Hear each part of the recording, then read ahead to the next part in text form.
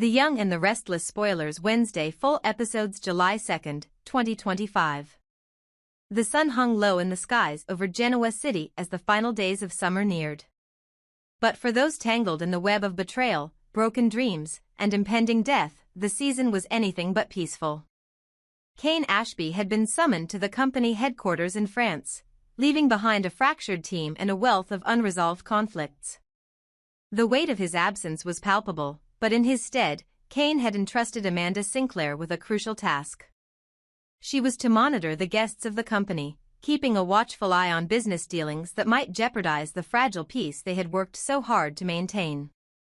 But this assignment, originally just a duty, soon became a bitter reminder of how far Cain's empire had stretched, and how much of it was teetering on the brink of collapse. As Amanda stood by the large windows of the high-rise building overlooking the sprawling Parisian skyline, she could see the guests by the poolside, laughing and exchanging pleasantries. A false sense of joy filled the air, one that seemed out of place for someone so embedded in the shadows of corporate espionage. Cain's instructions were simple: keep everyone entertained, keep them distracted, and keep them unaware of the volatile storm brewing behind closed doors. Yet Amanda, a woman who had spent most of her career rising through the ranks of corporate law with a sharp mind and unwavering focus, found herself torn. There was an unease settling within her, one that stemmed not just from the assignment at hand but from the deeper personal matters that lingered unresolved. She had a sense that something more than business was at stake here, something far more dangerous. Then, in the midst of her watch, her phone buzzed, pulling her from her thoughts. The message was brief, but its implications were clear. Returning to Genoa City in 2 days. Keep everything on track. Make sure no one gets distracted. The words sent a chill down Amanda's spine, her pulse quickening. Cain was returning, but the question remained, was this about more than just business? Was this a final, deliberate move to silence anyone who might stand in the way of the Ashb legacy? She wasn't sure. But in her gut, she knew that whatever Cain had planned was going to change everything. Back in Genoa City, things were no less tense. Mariah Copeland, who had once been so certain of her place in the world, was now on the verge of unraveling. The walls that had been built around her heart, her mind, and her relationships were starting to crumble. Her dark secret, the one that had been festering for months, was beginning to seep out of her control. She had tried to hide it, bury it beneath layers of false assurances and outward strength, but now, with each passing day, it was clear she couldn't run from it any longer. Tessa Porter, her wife, had begun to sense the shift in Mariah. There was a distance that hadn't been there before. The vibrant connection they once shared now felt like a fragile thread, pulled taut and ready to snap. Mariah's internal battles, which she had so carefully hidden, were becoming impossible to ignore. Tessa, ever the empath, tried to bridge the gap, but Mariah, caught in a storm of guilt and self-loathing, began to pull away. In an agonizing moment of clarity, Mariah made the decision to break Tessa's heart before her secret could destroy everything they had built together. The decision was made swiftly, without warning. She had to protect Tessa from herself, from the terrible thing she had done. And so, she left, not just physically but emotionally. As Tessa stood there, stunned and unable to comprehend, Mariah's voice broke through the silence. "I can't keep lying to you, Tessa. I need to do this, for both of us." The pain in Tessa's eyes was unbearable. She knew something was wrong, but she had never anticipated this: Mariah, the woman she loved, breaking her heart in the name of some unspoken sin. But as Mariah walked away, the feeling of abandonment was all-consuming. Mariah's decision was not just about her marriage, it was about her own sense of self. The weight of what she had done, of the choices she had made that led her here, was too much for her to carry anymore. And as Sharon Newman's departure from town loomed, Mariah felt the isolation close in around her. She couldn't reach Sharon, her closest confidant, and without her, she was left to navigate the darkest corners of her mind alone. As Mariah sank deeper into her turmoil, Cole Howard's health continued to deteriorate, his fragile body caught between life and death. Victoria and Claire stood vigil at his side, the hope of a future together now hanging by a thread. The doctors, though working tirelessly, had warned them that Cole's prognosis was grim. Despite all efforts to stabilize him, the disease that ravaged his lungs seemed unstoppable. His struggle for breath had become a daily battle, one that his loved ones were powerless to fight. And yet, they stayed. They couldn't bring themselves to leave him, not when he still managed to smile weakly, not when he still held on to them in his own quiet way. Victoria couldn't help but wonder, though, if this was truly the end. She had seen Cole survive so many trials in the past, but this felt different. It felt like something more than just bad luck or fate. She couldn't shake the feeling that Jordan's hand had somehow returned to this story. If Cole's illness wasn't a natural recurrence, if it was the result of something more insidious, then what was the purpose? Was this Jordan's vengeance for Claire's betrayal? Or was Cole simply the pawn in a larger game? The final straw came when Cole, struggling to breathe, finally managed to speak to them both. His words were barely a whisper, but they hit with the weight of finality. "I'm glad you're here," he said to Victoria and Claire, his eyes holding a mix of sorrow and peace. "But it's time. I want you to know. I'm happy I got to know you both, truly. But I'm ready to say goodbye." And with those words, it felt as if the last of their hopes crumbled, leaving only the harsh reality of what was to come. But just as they prepared for the inevitable, a new message arrived from Kane. "On my way back to Genoa City. You need to stay focused. Keep everything running smoothly while I'm gone." The message itself was an enigma.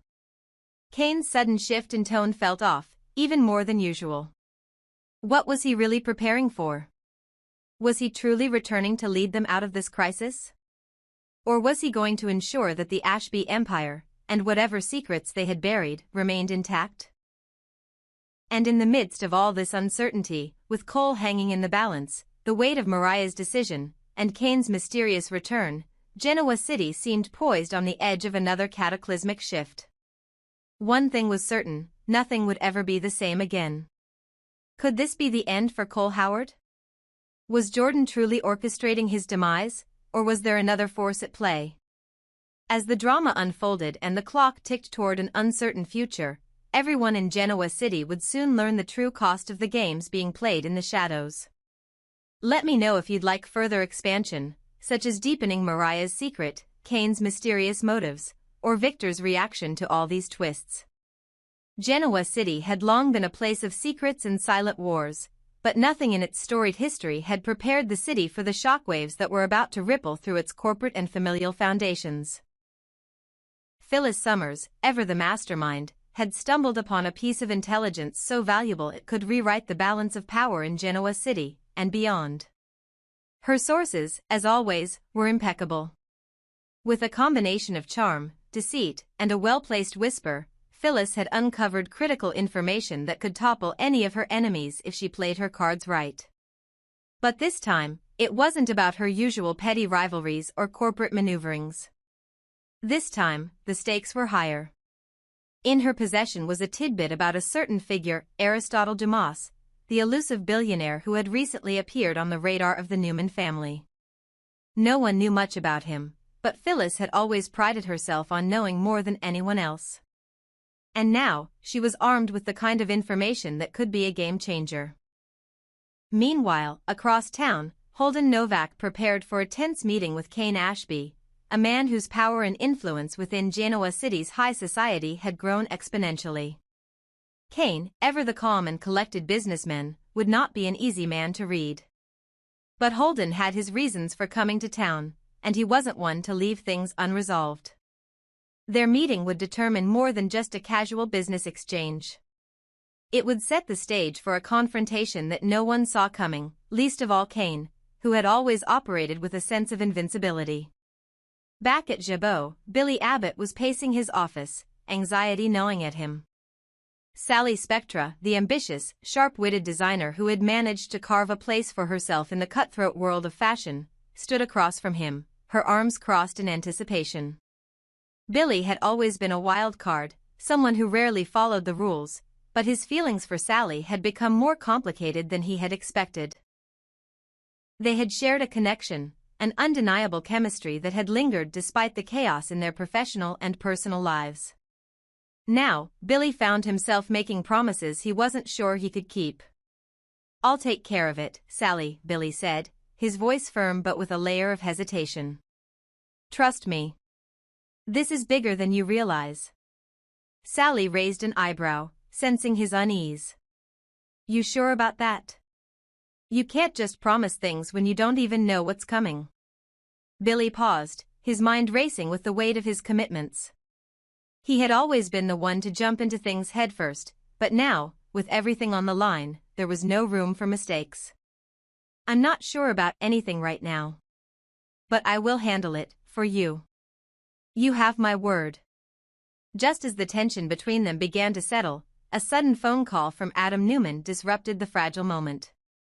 Adam's voice on the other end was sharp, tinged with urgency. "Billy, you need to know something. Something big is going down in France. You won't believe what I just discovered." Billy, already at the edge of his seat, straightened up. "What is it, Adam?" "Aristotle Dumas is buying up land in the center of Genoa City. Not just any land, prime real estate. And it's not just about the property. He's got plans for something bigger."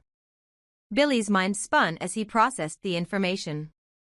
Dumas had been a shadowy figure in the background for months, but now, with this new revelation, the stakes were growing higher.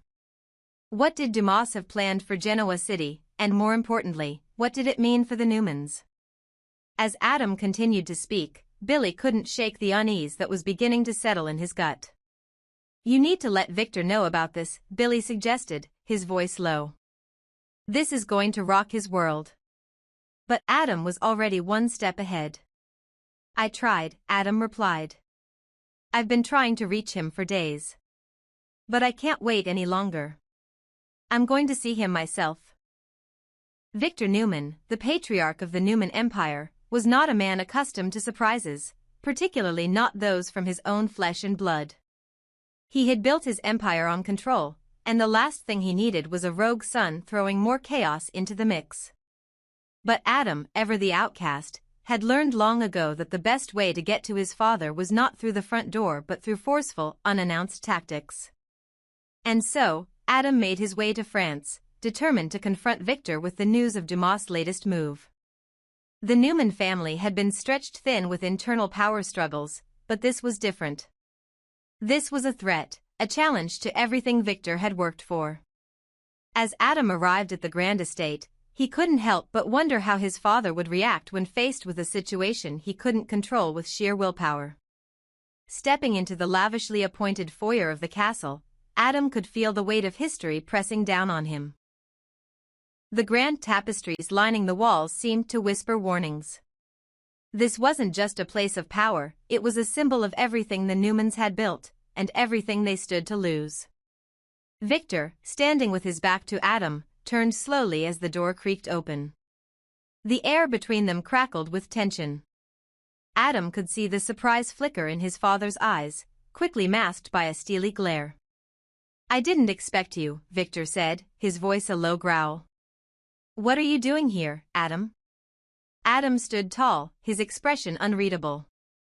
"I came to talk business," he said, his voice flat. "I've been trying to reach you for days, but you haven't responded. So I came to tell you something that I know you won't like."